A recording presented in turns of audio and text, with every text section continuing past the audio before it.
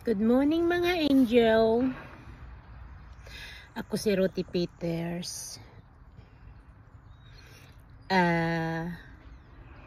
Mamimigay na ako. Meron akong mabibigyan ng mga pampabubong ng bahay at saka sa tindahan. Sa mga angel ko lang.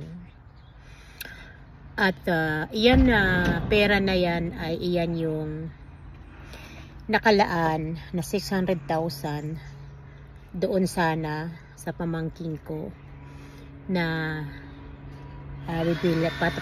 patatayuan ko ng lupa at bahay at saka grocery nila at saka negosyo nila at saka yung mga sasakyan nila. Kasi yung sasakyan naman yung utangin ko lang naman yun. Yung play ng ingay. Pero anyhow, dahil sa mabuti na lang dahil hindi ko naibigay yung pera na yun, so ipamimigay ko na lang paunti-unti sa mga nangangailangan ng mga kababayan ko sa Pilipinas na mahihirap na katulad ko. Basta wala lang scam na mangyayari kasi yung pera na yan ay pinag-ipunan ko talaga yan, pinaghirapan ko yan, naglilinis ako dito, isa lang akong cleaner para masubaybayan ko, masuportahan ko yung mga pamilya ko. Ang ganun. Siyempre ako ang breadwinner, ako yung pero may ibang tao pa talaga na kahit kadugo mo pala ay sila pa lang talaga ang luloko sa'yo. So, yung mga tao na loko sa akin ng mga pamilya na yun, hindi ko lang maintindihan kung bakit nandyan na nga 600,000 nakalaan na sa kanila sa bahay nila. Nagalit lang sila dahil sa yung lupa na binili ko. Yung lupa na binili ko ay nandoon sa probinsya. Ang sabi ko sa kuya ko ay anuin mo muna kuya, ilagay mo muna sa pangalan mo kasi yung pamangkin natin na uuwi dyan sa probinsya, nabibigyan ko ng kabuhayan. So yung pangalan mo muna, pagdating nila doon kapag tinatayo na yung yung bahay, madali lang naman ilipat. Which nagalit sila dahil sa dahil sa hindi ko nilagay sa pangalan niya.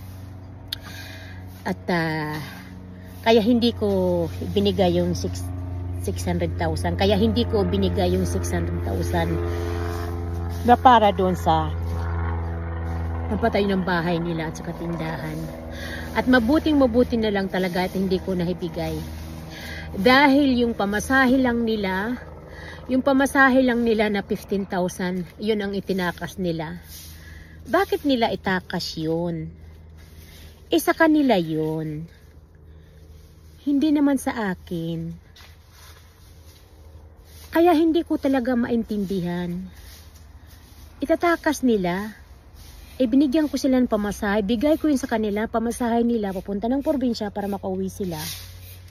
Para makapagpatayo sila ng bahay doon.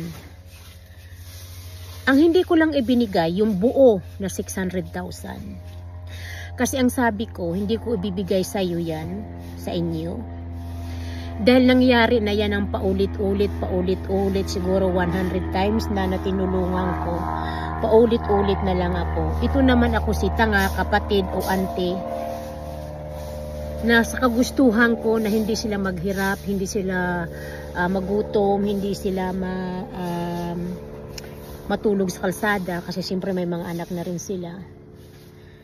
Ako naman si tangang auntie at kapatid ay talagang tudong suporta ako sa loob ng 45 years.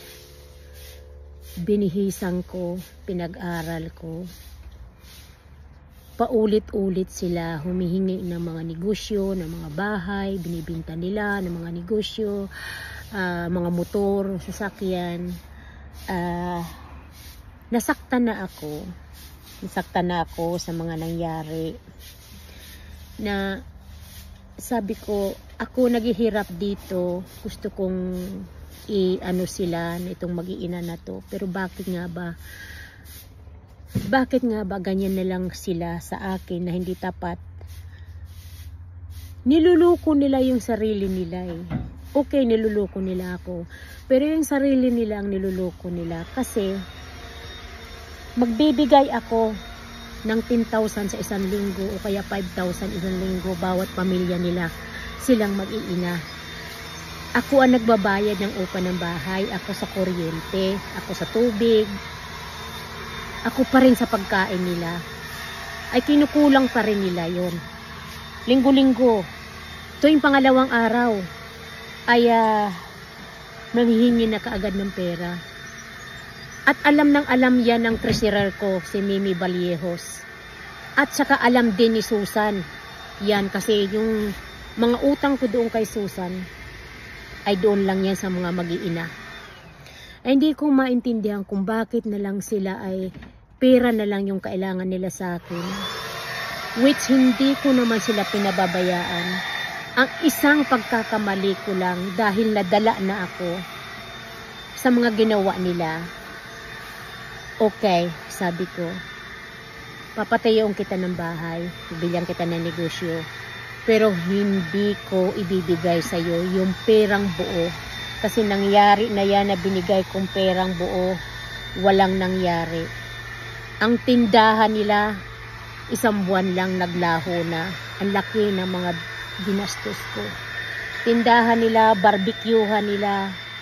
Abay, Diyos ko, wala kayong puso. Wala kayong puso sa auntie ninyo o kapatid ninyo na nagsusuporta sa inyo. Na naghihirap dito, naglilinis, naghirap na hirap dito. Pocket money ko na lang eh. Akin na lang yung pocket money ko. Isang tawagan lang ninyo. Tita, gutom kami. Tita, kailangan ko ng pera.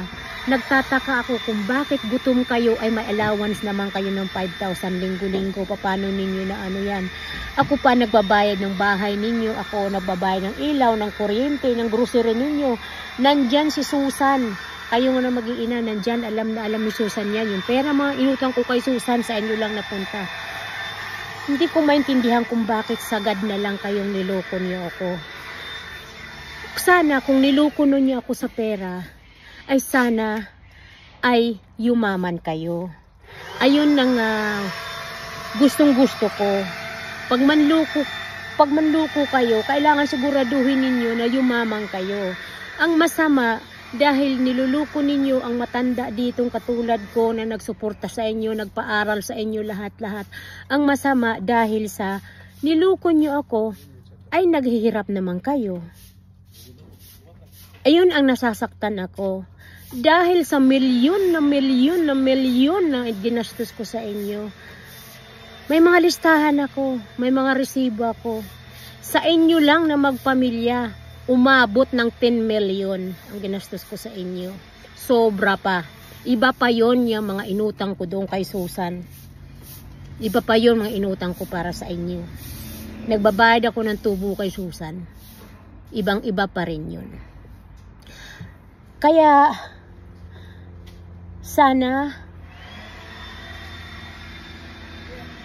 aywan ko, alam ko wala na kayong malalapitan. Dahil ako lang naman talagang breadwinner ninyo.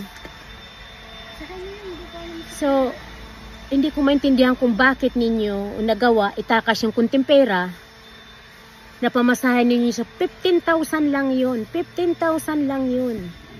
Pero ang 600,000 hindi ko binigay sa inyo. Dahil alam ko na mayroon kayong balak kasi kinukutuban na ako. Yung 15,000 nga lang eh. Wala na kayong kontak sa akin eh. Dahil mayroon na pala kayong ginagawang kabulastugan. Dahil hindi ko sa inyo ibinigay lahat. Kasi diba yun ang gusto mo? Gusto mo kunin yung lahat na pera na yon. Ay nako, nagpasalamat talaga ako. Kasi iyan na tinuro sa akin ni Panginoon na hindi ko binigay sa inyo dahil may gagawin pala kayo na hindi maganda. Mabuti na lang. Lord, thank you so much na hindi ko naibigay yung 600,000 sa kanila, sa pampabahay nila at lupa at tindahan. Pero ipamimigay ko yan sa mga abangers ko. Kasi marami mga abangers ko, mga angel nga nagsusuporta sa akin na minamahal ako. Na kahit lang kunting ibigay ko sa kanila, talagang pinapasalamat nila. Kaya yung nagpakalista na naghihingi ng bubong at saka yung naghingi ng umpisa ng tindahan, ibibigay ko yan sa inyo. Pero pa isa-isa, dahil baka sumabog ang cellphone ko. And thank you very much sa inyong lahat. Maraming salamat. At saka yung nagsabi sa akin dun sa YouTube na scammer ako, good luck din sa'yo. Alam ko, kilala na kita. Dahil isa ka nga nanghingi sa akin ng pera. Pero anong sabi ko? Mahiningi ka sa akin, hindi ko lang matandaan, pero siyempre kailangan ng pera yon.